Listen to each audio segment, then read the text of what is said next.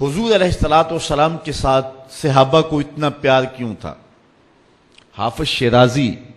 اپنے محبوب سے مخاطب ہو کے کہتا ہے کہ اے میرے محبوب، میرے جیسا زمانے میں عاشق کوئی نہیں ہے، جتنا پیار میں تجھ سے کرتا ہوں زمانے میں اتنا پیار کرنے والا کسی سے کوئی نہیں۔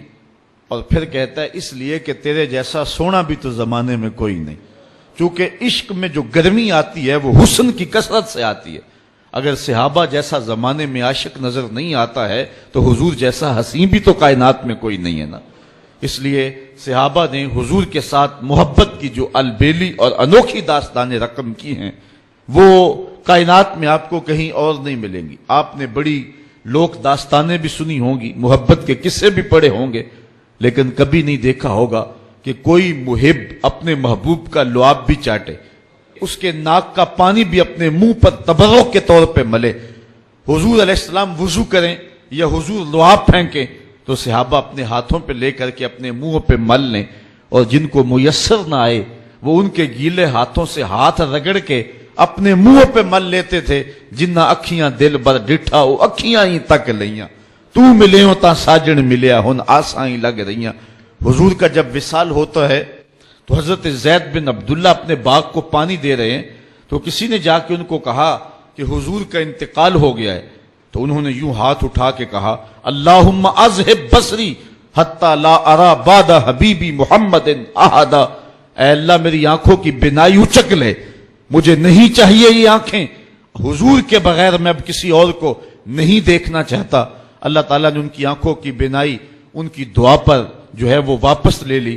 کچھ لوگ ان کا حال پوچھنے گئے، جب پتہ چلا ان کی بینائی چلی گئی ہے تو انہوں نے کہا بڑا افسوس ہوا ہے کہ تمہاری آنکھوں کی بینائی جاتی رہی، تو فرمانے لگے تمہیں افسوس ہوگا، مجھے تو کوئی افسوس نہیں، میں حضور کے چہرے کے بغیر کچھ دیکھنا ہی نہیں چاہتا۔ یہ پیار کی وہ انوکھی داستان ہے کہ جو آپ کو کائنات میں کہیں بھی نہیں ملے گی۔ حضرت حسان بن ثابت رضی اللہ تعالیٰ عنہ کے اشعار پڑھیں جو حضور کے وصال پہ انہوں نے کہے ہیں، اس میں وہ فرماتے ہیں حضرت حسان بن ثابت، کاش کہ مجھے کالا سانپ لڑ جاتا اور میری زندگی کا خاتمہ کر دیتا۔ سیدہ فاطمہ کہتی ہیں صبت علیہ مصائب لو انہا صبت علی الایام سرنا لیالیا، کہ میرے اوپر وہ مصیبتوں کے پہاڑ ٹوٹ پڑے ہیں، اگر وہ مصیبتیں جو ہے وہ روشن پر پڑتی تو وہ بھی سیاہ راتیں بن کے رہ جاتی۔ تو یہ محبتوں کی کیفیت، انسان تو انسان رہے۔ وہ غضبہ نامی اونٹنی جس پہ حضور سواری کیا کرتے تھے تو وہ حضرت سیدہ فاطمہ کی دہلیز پہ سر رکھ کے باقاعدہ آنسو بہایا کرتی تھی۔ وہ یافور نامی حضور کا دراز گوش قبیلہ بنو سلیم کے کنویں میں چھلانگ لگا کے اپنا خاتمہ کر لیتا ہے، جب حضور چلے گئے ہیں تو ہم نے جی کے کیا لینا ہے۔ حضرت امام احمد بن حنبل نے اپنی مسند کے اندر لکھا ہے کہ حضور کے گھر میں ایک چھوٹا سا ممولا تھا، جب حضور گھر آتے تو وہ کسی گوشے میں بیٹھ کے حضور کو دیکھتا رہتا، اور آقا کریم علیہ السلام جب گھر سے چلے جاتے اس طرح تو وہ مضطرب ہو جاتا، کبھی چارپائی پہ آ جاتا، کبھی چھت پہ، کبھی نیچے، کبھی دائیں، کبھی اوپر۔